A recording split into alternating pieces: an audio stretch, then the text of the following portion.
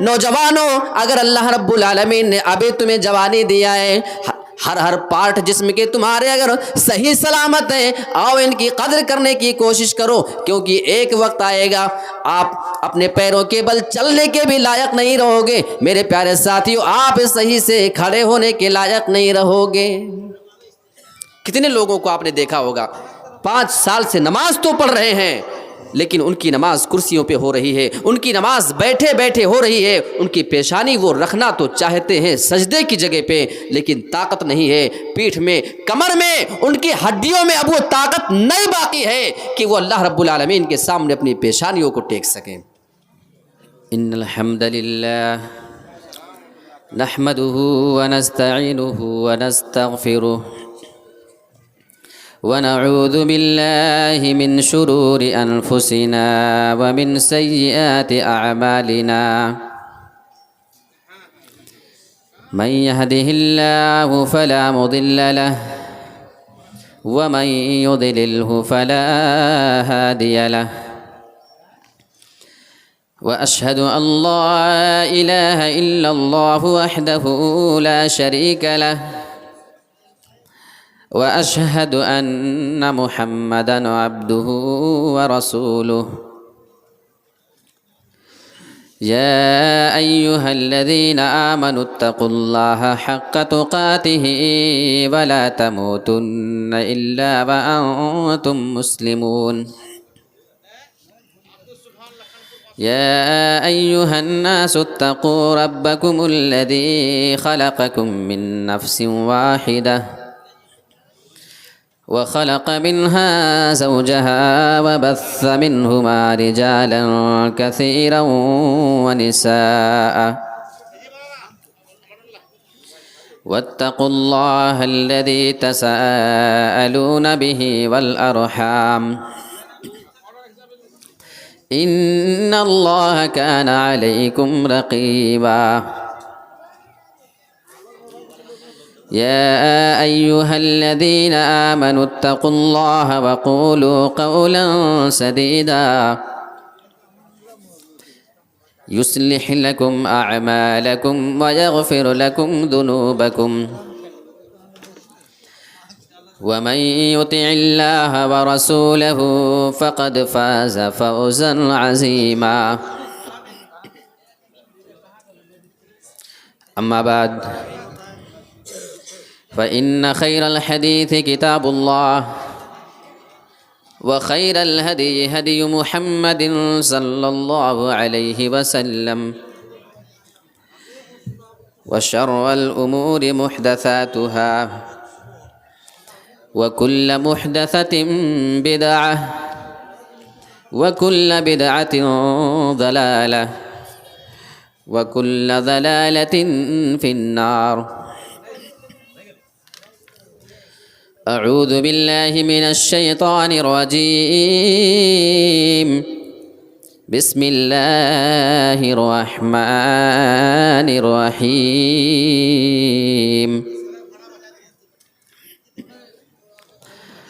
قال رب فأنظرني إلى يوم يبعثون قال فإنك من المنذرين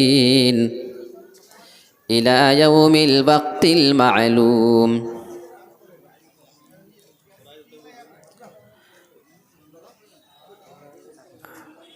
محترم و موقر صدر مجلس، ناظم جلسہ، اسٹیج پر تشریف فرما نہایت ہی محترم اور موقر علماء کرام کی جماعت، برطلہ اور اس کے قرب و جوار سے تشریف لائے ہوئے نہایت ہی باوقار اور سنجیدہ اور قابل قدر سامعین کرام، بزرگان دین، نوجوان ساتھیوں، عزیز بچوں، پردہ نشین خواتین اسلام، پیاری ماؤں اور بہنوں،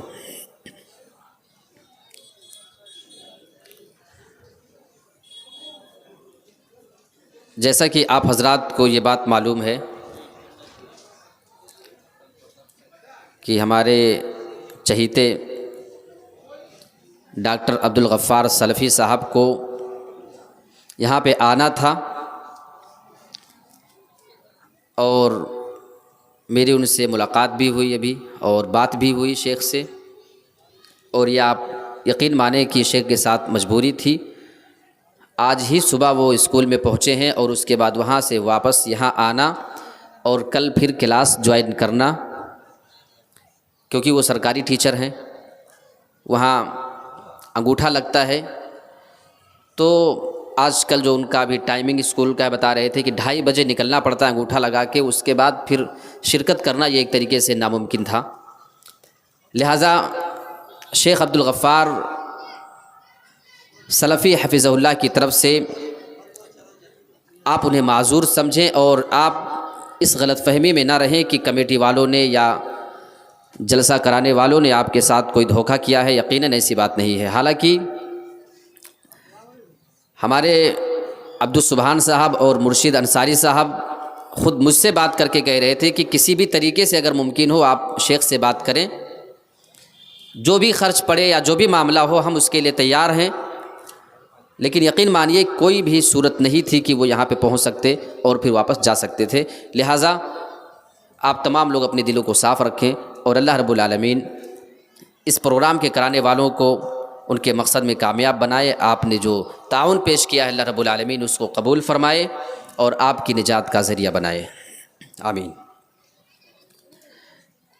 میں نے آپ کے سامنے سورۃ الحجر کی کچھ آیتیں پڑھی ہیں، اور اس بنا پر آج جو میرا موضوع ہے وہ بہت اہم ہے اور کافی اہمیت کا حامل ہے۔ میں آپ کے سامنے آج نوجوانوں کے بگاڑ، اس کے اسباب اور علاج کے بارے میں باتیں کرنا چاہتا ہوں۔ جب ہم نوجوانوں کے بگڑنے کی بات کرتے ہیں کہ نوجوان کیوں بگڑ رہا ہے، نوجوان سیدھے راستے سے ہٹ کر غلط راستے پہ کیوں جا رہا ہے، تو مناسب یہ معلوم ہوتا ہے کہ سب سے پہلے ہم یہ سمجھ لیں کہ جوانی کی اہمیت کیا ہے، جوانی کی ویلو کیا ہے، یہ جاننا اور سمجھنا ہمارے لیے ضروری ہے۔ آپ قرآن مجید اٹھاتے جائیں، کئی جگہوں پہ اللہ رب العالمین نے جوانی کا تذکرہ کیا ہے، اور اللہ رب العالمین نے یہ بتایا ہے انسانوں کو کہ جوانی کی بڑی ویلو ہے۔ آپ یہ نہ سمجھیں کہ آپ کو جوانی ملی ہے، آپ کے جسم میں طاقت ہے، آپ جیسا چاہیں اس کا استعمال کر لے، جوانی اس وجہ سے آپ کو نہیں دی جاتی ہے۔ جوانی ملی ہے، اس کی قدر کرنا انسان پہ لازم ہے۔ اگر جوانی کی ویلو نہ ہوتی، جوانی کا کوئی مقام نہیں ہوتا، تو اللہ تعالیٰ نے قرآن مجید میں جگہ جگہ پر جوانی کا تذکرہ نہیں کرتا۔ وہ نوجوان جو اللہ پر ایمان لائے، نیک عمل کیا، ان کا ذکر اللہ نہیں کرتا، ان کی تعریف اللہ نہیں کرتا۔ آپ اٹھائیے سورہ تحریم آیت نمبر 54 کی آیت آپ لے لیں۔ اللہ رب العالمین نے اس آیت کریمہ میں جوانی کا تذکرہ کیا ہے۔ اللہ الذی خلقکم من ضعف ثم جعل من بعد ضعف قوة ثم جعل من بعد قوة ضعفا وشيبة يخلق ما يشاء وهو العليم القدير۔ اللہ رب العالمین بیان فرما رہا ہے، وہ اللہ ہی کی ذات ہے جس نے تمہیں کمزوری کی حالت میں پیدا کیا ہے۔ وہ اللہ ہی کی ذات ہے جس نے تمہیں کمزور چیز سے پیدا کیا ہے۔ مفسرین نے اس کا دو مفہوم بیان کیا ہے۔ پہلا معنی اس آیت کریمہ کا یہ ہے کہ اللہ رب العالمین نے تمہیں کمزور چیز سے پیدا کیا ہے، یعنی تمہیں منی کے ذریعے وہ معمولی سا پانی کا قطرہ اللہ نے تمہیں اس سے پیدا کیا ہے، یا اللہ رب العالمین نے تمہیں پہلے کمزور پیدا کیا تھا، یعنی تم بچپنے میں تھے، تم چھوٹے تھے، بلکہ تم بہت ہی زیادہ چھوٹے ہوا کرتے تھے، یہاں تک کہ تمہیں چیزوں کو دیکھ کر کے اس کو سمجھنا نہیں آتا تھا، چیزوں کو سن لیا کرتے تھے، آواز تم سنا کرتے تھے لیکن اس کو تمہیں سمجھنا نہیں آیا کرتا تھا، تم اپنے دل میں بہت ساری چیزیں پاتے تھے لیکن اس کے بارے میں تم کسی سے سوال نہیں کر پاتے تھے، تمہیں اتنا بھی شعور نہیں تھا، اللہ رب العالمین نے تمہیں کمزوری کی حالت میں پیدا کیا ہے۔ ثم جعل من بعد ضعف قوة، پھر اللہ رب العالمین فرما رہا ہے اللہ نے تمہیں پھر کمزوری سے طاقت عطا فرمائی، یعنی اللہ تعالیٰ یہاں پہ پھر جوانی کا تذکرہ کر رہا ہے، قرآن میں اللہ جوانی کا ذکر کر رہا ہے۔ اب ایک بچہ جب چھوٹا ہے وہ بڑا ہو جاتا ہے، بڑا ہونے کے بعد اسے شعور آ جاتا ہے، دل میں اس کے بہت سے خیالات ہیں، اس کے بارے میں سمجھنا شروع کر دیتا ہے، وہ بہت ساری چیزوں کو سنتا ہے، سمجھ جایا کرتا ہے، اپنی آنکھ سے وہ بہت ساری چیزوں کو دیکھ کر کے اس کو محسوس کرتا ہے، سمجھ جایا کرتا ہے، اللہ رب العالمین پھر تمہیں جوانی عطا کر دیتا ہے۔ انسان جب جوان ہوتا ہے، ایک منٹ کے لیے آپ ذرا تصور کریں، انسان جب جوان ہوتا ہے تو اس کی آنکھ بھی مضبوط ہوا کرتی ہے، آنکھوں میں طاقت ہوا کرتی ہے، آنکھوں کی بینائی بہت ہی زیادہ مضبوط ہوا کرتی ہے، کان میں اس کے طاقت ہے، تھوڑی سی آواز کو، دور کی آواز کو بھی وہ سننے پہ قادر ہوا کرتا ہے، اس کا دل بھی مضبوط ہے، پھیپھڑا بھی مضبوط ہے، سارے جسم کے اعضاء اس کے مضبوط ہوا کرتے ہیں، لیور بھی مضبوط ہے، دماغ بھی اس کا مضبوط ہے، ہاتھ میں طاقت ہے، اس کے پیر میں بھی طاقت ہوا کرتی ہے۔ یہ جوانی کی اہمیت نہیں تو اور کیا ہے، لیکن اللہ آگے کیا بیان فرما رہا ہے، ثم جعل من بعد قوة ضعفا وشیبہ، پھر اللہ رب العالمین تمہیں جوانی دینے کے بعد تم سے وہ جوانی چھین لیتا ہے، پھر تمہیں کمزور اور وہ بوڑھا کر دیا کرتا ہے۔ انسان جب کمزور ہو جاتا ہے، آنکھ سے دیکھنے کی طاقت ختم ہو رہی ہے، کان سے سننے کی طاقت بھی جا رہی ہے، دل بھی کمزور ہے، گردہ بھی کمزور، ہاتھ بھی کمزور ہے، دماغ بھی کمزور، اس کے پیر بھی کمزور پڑ جایا کرتے ہیں۔ اللہ رب العالمین بیان فرما رہا ہے، اے میرے، یہ جوانی کی اہمیت نہیں تو اور کیا ہے۔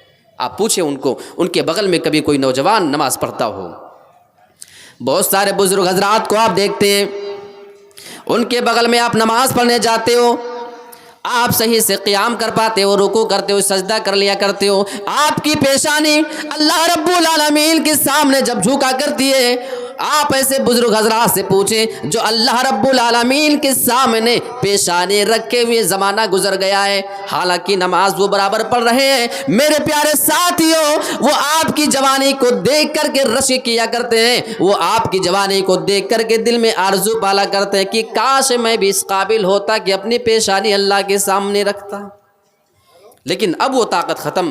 وجہ کیا ہے؟ اللہ بیان فرماتا ہے، ہم نے تمہیں کمزور کر دیا ہے، ہم نے اب تمہیں بوڑھا کر دیا ہے۔ یخلق ما یشاء، اللہ رب العالمین جو چاہتا ہے وہ پیدا کرتا ہے، جس کو جیسا چاہتا ہے، جو چاہتا ہے اللہ رب العالمین اس کو بناتا ہے، اللہ پیدا کرتا ہے۔ وَهُوَ الْعَلِيمُ الْقَدِيرُ، اور اللہ رب العالمین جاننے والا ہے کسے کیا دینا ہے، کب دینا ہے، کس سے کیا چھیننا ہے اور کب چھیننا ہے۔ القدیر، وہ قدرت رکھتا ہے، اسے طاقت ہے، جو چاہے دے، اسے کوئی روکنے والا نہیں، جس سے جو چاہے چھین لے، کوئی اس کو ٹوکنے والا نہیں۔ میرے پیارے ساتھیو، اللہ رب العالمین قدیر ہے، ہر چیز پہ اس کو قدرت حاصل ہے۔ تو اس آیت کریمہ کے اندر اللہ نے کتنے بہترین انداز میں جوانی کا تذکرہ کیا ہے، سورہ تحریم آیت نمبر 54 کے اندر۔ آئیے قرآن مجید کی دوسری جگہ سے ایک اور آیت لیتے ہیں، اور یہ آیت آپ کو ملے گی سورۃ الحدید میں، آیت نمبر 20 نمبر کی وہ آیت ہے۔ کیا ذکر اللہ رب العالمین کر رہا ہے، اور بعض مفسرین اس آیت کے بارے میں کیا کہتے ہیں وہ بھی میں آپ کے سامنے رکھوں گا۔ پہلے ہم آیت دیکھتے ہیں، اس کا ترجمہ دیکھ لیتے ہیں۔ اعلموا انما الحیات الدنیا لعب ولہو وزینۃ وتفاخر بینکم وتکاثر فی الاموال والاولاد۔ اے لوگو تم اچھی طریقے سے جان لو انما الحیات الدنیا لعب ولہو، بے شک یہ دنیا کی زندگی صرف کھیل اور تماشا ہے، اس کے علاوہ کوئی حیثیت نہیں۔ وزینۃ، اور یہ دنیا کی زندگی زینت کی جگہ انسان اپنے آپ کو دنیا میں بناتا ہے، سنوارتا ہے، ایک دوسرے پہ اپنی فضیلت جتانے کی کوشش کیا کرتا ہے۔ وَتَفَاخُرٌ بَيْنَكُمْ، اور ایک دوسرے پہ یہ فخر جتانے کی جگہ ہے، لوگ ایک دوسرے پہ پھر فخر و تکبر کیا کرتے ہیں۔ وَتَكَاثُرٌ فِي الْأَمْوَالِ وَالْأَوْلَادِ، اور یہ دنیا کی زندگی مال میں اور اولاد میں ایک دوسرے سے فضیلت جتانے کی جگہ ہے، ایک دوسرے پہ کثرت جتانے کی جگہ ہے کہ میرے پاس تم سے زیادہ مال اور اولاد موجود ہے۔ اب اس آیت کریمہ کے بارے میں بعض مفسرین کیا کہتے ہیں وہ ذرا دیکھنے کی چیز ہے۔ مفسرین کہتے ہیں کہ اس آیت میں اللہ رب العالمین نے عمر کے مختلف مرحلے اور اس کی ترتیب کا ذکر کیا ہے۔ اللہ بیان فرماتا ہے کہ دنیا کی زندگی صرف کھیل اور تماشا ہے۔ آیت کے اس ٹکڑے میں اللہ رب العالمین اشارہ کر رہا ہے انسان کے بچپنے کی تعلیم۔ جب بچہ چھوٹا ہوتا ہے، چھوٹے ہونے پہ بچپنے میں اسے کھیل کے علاوہ کوئی دوسری چیز پسند ہی نہیں آتی ہے، اسے صرف کھلونا چاہیے، اسے کھیلنے کو چاہیے۔ صبح اٹھے گا کھیل، دوپہر میں نکلے گا کھیل، شام کو کہیں جائے گا کھیل۔ گھر کے اندر لائیں کھیل، گھر کے باہر آپ اس کو لے کر کے جائیں کھیل۔ آپ اس کو مسجد میں لے کر چلے جائیں، چھوٹا بچہ ہے وہاں بھی کھیلے گا، مدرسے لے کر جائیں آپ وہاں بھی کھیلے گا، شادی حال میں لے کر کے جائیں وہاں بھی کھیلے گا۔ صرف بچے کے سامنے کھیل ہوتا ہے۔ اللہ بیان فرماتا ہے یہ دنیا کی زندگی صرف کھیل اور تماشا ہے۔ مفسرین کہتے ہیں کہ یہاں اللہ رب العالمین نے اشارہ کیا ہے انسان کے بچپنے کی جانب۔ وزینۃ، اور دنیا کی زندگی تو زینت کی جگہ ہے، اس میں اللہ رب العالمین اشارہ کر رہا ہے انسان کی جوانی کی جانب۔ جب انسان جوان ہوتا ہے، وہ جوانی کے مرحلے میں ہوتا ہے، جب وہ جوانی کے دنوں میں اپنی زندگی گزار رہا ہوتا ہے، آپ اسے دیکھیں گے وہ اپنے آپ کو بہت ہی زیادہ بناتا سنوارتا ہے، وہ اپنے آپ کو خوبصورت بنانے کی کوشش کیا کرتا ہے، ایک دوسرے سے اپنے آپ کو اسمارٹ بنانے کی کوشش کیا کرتا ہے۔ نوجوان لڑکیاں بھی ایک دوسرے پہ اپنے آپ کو آگے نکالنے کے لیے بہت ہی زیادہ میک اپ کیا کرتی ہیں، خوبصورت اپنے آپ کو بنایا کرتی ہیں۔ تو اس آیت کریمہ کے اندر اللہ رب العالمین نے جوانی کا تذکرہ کیا ہے۔ وَتَفَاخُرٌ بَيْنَكُمْ، آپس میں فخر کی جگہ ہے۔ مفسرین کہتے ہیں کہ اس آیت کے ٹکڑے میں اللہ رب العالمین نے اشارہ کیا ہے کہ جب جوانی انسان کی گزرتی ہے تو اس ٹائم کا یہاں پہ ذکر ہو رہا ہے کہ انسان جب جوانی میں گزرنے کے بعد آگے جب پیسے کما لیتا ہے تو ایک دوسرے پہ فخر کرتا ہے کہ میں نے تجھ سے زیادہ کمایا ہے، تیری دولت مجھ سے کم ہے۔ وَتَكَاثُرٌ فِي الْأَمْوَالِ وَالْأَوْلَادِ، اور انسان جب بڑھاپے کی عمر میں پہنچ جاتا ہے تو انسان لوگوں پہ اپنی فضیلت جتاتا ہے، کبھی مال میں، کبھی گھر میں، کبھی پراپرٹی میں، کبھی کاروبار اور بزنس میں، تو کبھی اپنی اولاد کے بارے میں، اپنے نواس و نواسیوں کے بارے میں، اپنے پوتے اور پوتیوں کے بارے میں ایک دوسرے سے فخر کرتا ہے کہ میرے پاس تم سے زیادہ اولادیں ہیں۔ تو اللہ رب العالمین نے اس آیت کریمہ کے اندر عمر کے مختلف مرحلوں کا تذکرہ کیا ہے۔ یہ دو آیتیں میں نے آپ کے سامنے رکھی جس سے یہ کنفرم ہو جاتا ہے کہ جوانی کی اہمیت کتنی زیادہ ہے۔ اچھا، ایک صحیح بخاری کی حدیث کا ایک ٹکڑا رکھتا ہوں، حدیث بہت لمبی ہے، وہاں بھی اللہ رب کے رسول نے جوانی کا تذکرہ کیا ہے اور نوجوان کی تعریف کی ہے۔ اللہ کے نبی جناب محمد رسول اللہ ارشاد فرماتے ہیں 7 قسم کے لوگ ایسے ہوں گے قیامت کے دن جن کو اللہ رب العالمین قیامت کے دن اپنے عرش کے سائے کے نیچے جگہ دے دے گا۔ جب سورج چند میل کی دوری پہ ہوگا، سارے کے سارے لوگ دھوپ کی تپش میں جل رہے ہوں گے، کوئی اپنے پسینے میں ٹخنے تک، کوئی گھٹنے تک ڈوبا ہوگا تو کوئی کمر کے برابر، کوئی سینے کے برابر، کوئی اپنے گردن کے برابر، किसी को इतना ज्यादा पसीना आया होगा कि वो आदमी अपने पसीने में डूब चुका होगा। लोगों की नफसी नफसी की आलम, ये कैफियत जब लोगों के सामने होगी, वहीं पे एक नौजवान होगा। अल्लाह के नबी बयान फरमाते हैं, वशाबुन नशा फी इबादतिल्लाह, ऐसा नौजवान जो अपनी जवानी के दिनों को अल्लाह रब्बुल आलमीन की इबादत में गुजारा करता था। जब वो जवान हुआ करता था, वो नमाज भी पढ़ा करता था, वो रोजे भी रखा करता था, वो नेकियां भी किया करता था, सारे किस्म की नेकियां वो किया करता था। उसकी तमाम उम्र नेकियों में गुजरा करती थी। वो अल्लाह रब्बुल आलमीन की इबादत करने वाला बंदा होगा। अल्लाह रब्बुल आलमीन उस मुसीबत के टाइम पे उस आदमी को बुलाएगा और अपने अर्श का साया उस आदमी को दे देगा। कितना खुश नसीब होगा वो आदमी जब सारे लोग, दुनिया में किसी आदमी को कितना पसीना आ जाए। बड़े बड़े मजदूर आपने देखे होंगे, बड़े से बड़े धूप में काम करने वाले आपने देखे होंगे, पसीना निकलता तो है, जिस्म से निकल के पैरों तक चला तो जाता है, लेकिन आज तक हमने किसी को नहीं देखा है कि कोई अपने पसीने में टखने के बराबर भी डूब जाए कि वहां तक पसीना जा करके जमा हो जाए। पसीना निकलेगा तो बह जाएगा, जमीन में जाएगा बह जाएगा, इतना पसीना नहीं निकलता है। मेरे प्यारे साथियों, ज़्यादा पसीना इंसान को निकल जाए तो इंसान को चक्कर आना शुरू हो जाते हैं, उसके जिस्म की ताकत ख़त्म हो जाया करती है, वो बंदा बेहोश भी हो जाता है। आप ज़रा तसव्वुर करो, ये थोड़े से पसीने का हाल है। कल क़यामत के दिन जब लोग अपने पसीने में डूब रहे होंगे, कितना सख्त दिन होगा। और उस मौके पे अगर अल्लाह रब्बुल आलमीन एक बंदे को बुलाए, ऐ मेरे प्यारे बंदे अब्दुल्ला, तू अब्दुल रहमान है, मोहम्मद है, अहमद है, फला फला नाम लेकर अगर पुकार लिया जाए, आ तू उस गर्मी में क्या कर रहा है, उस सूरज की तपिश में तू क्या कर रहा है, तुझे नहीं मालूम कि तू अपनी जवानी का इस्तेमाल अल्लाह की इबादत में किया करता था। मेरे प्यारे साथियों, अगर ऐसे नौजवान को उस टाइम पे अल्लाह के अर्श का साया मिल जाए, उससे ज़्यादा खुश नसीब कौन नौजवान हो सकता है। तो जवानी की क्या अहमियत है, जवानी में इबादत करने का मकाम बहुत ऊंचा है। अब इसके बाद में ये चीज़ आपके सामने रखना चाहूँगा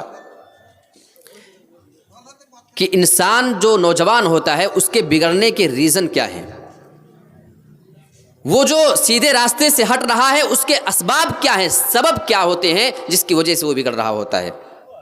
मैं नंबर वाइज आपके सामने रखूँगा ताकि बातों को समझने में आपको सहूलत हो।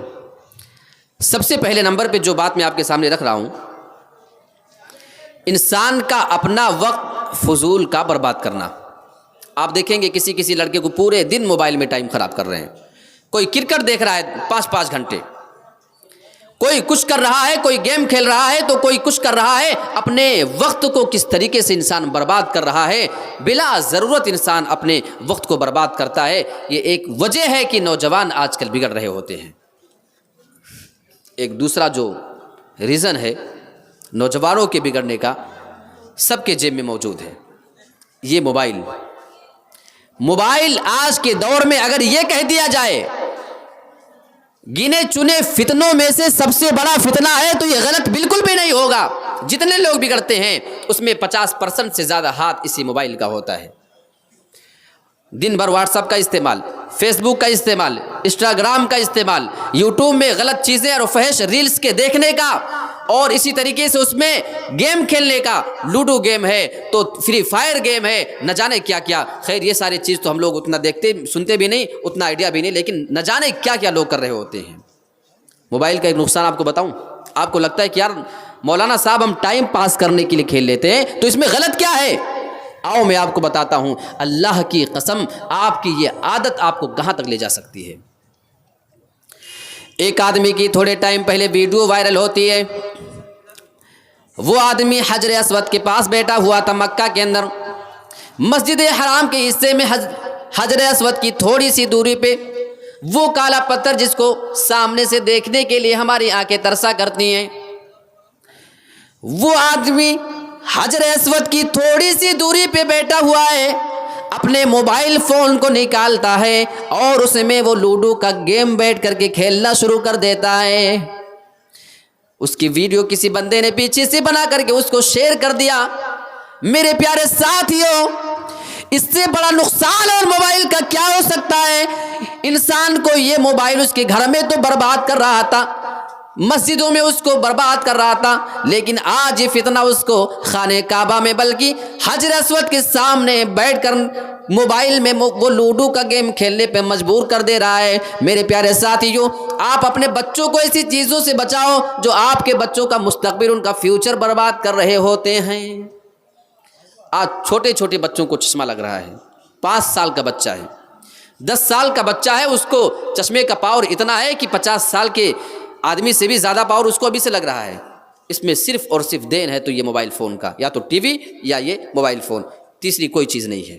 میرے پیارے ساتھیوں، اگر آپ اپنے بچے کو، اچھا میں سوچتا ہوں کبھی کبھی کہ پچھلے زمانے کی طرح اگر آج کے نوجوانوں کو جہاد کرنا ہوتا، گھوڑے کا زمانہ ہوتا اور گھوڑے پہ بیٹھ کر ان کو اگر دشمنوں کا مقابلہ کرنا ہوتا، میدان میں کتنے منٹ ٹکتے؟ بیچارے جو جوانی میں ہی ان کو چشمہ لگ رہا ہے، بنا چشمے کے ان کو کچھ دکھائی نہیں دیتا ہے، نہیں چشمہ لگائے ہیں تو ٹھیک دکھ رہا، چشمہ ہٹا دو وہاں کیا ہو رہا ہے کچھ نہیں پتہ چلے گا۔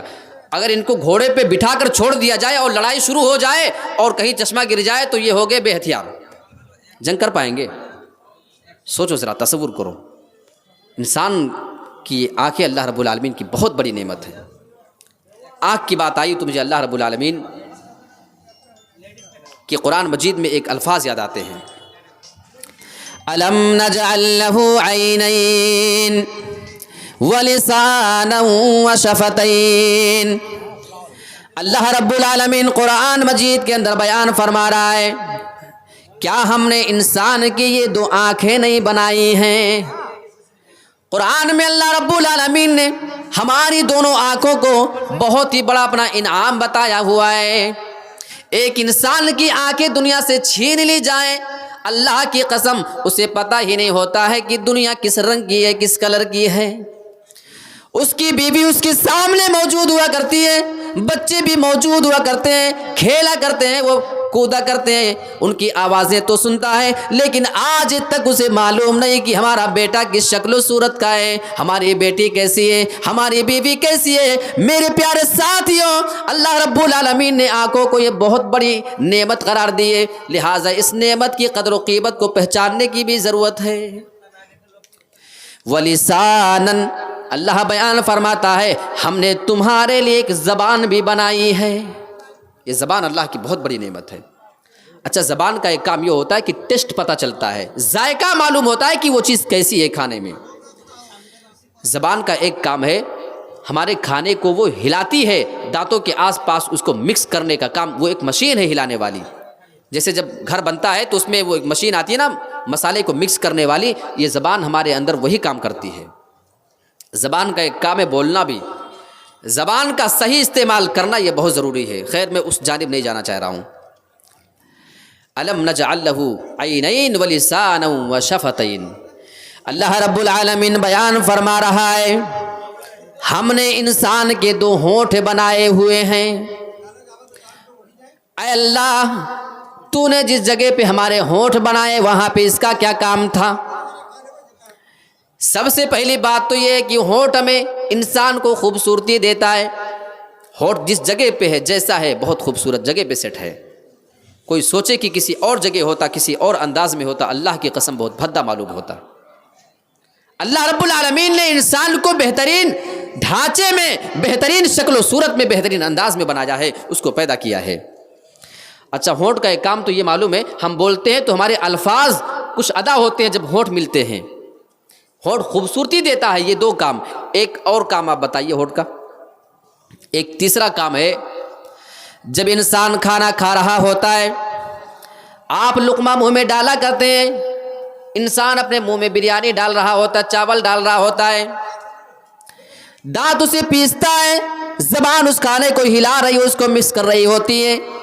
اگر ہمارے ہونٹ یہاں پہ نہ ہوتے تو ہم جو کھانا منہ میں ڈال کر زبان سے ہلا رہے ہوتے ہیں، دانت سے اس کو چبا رہے ہوتے ہیں، وہ چھٹک کر نکل کر کے منہ کے باہر آ کر کے کپڑے خراب کر دیتا۔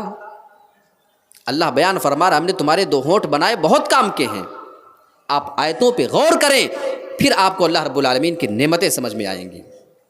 تو میں آپ کے سامنے یہ ذکر کر رہا تھا کہ وقت انسان کے لیے بہت اہم ہے، اور یہ موبائل کا جو فتنہ ہے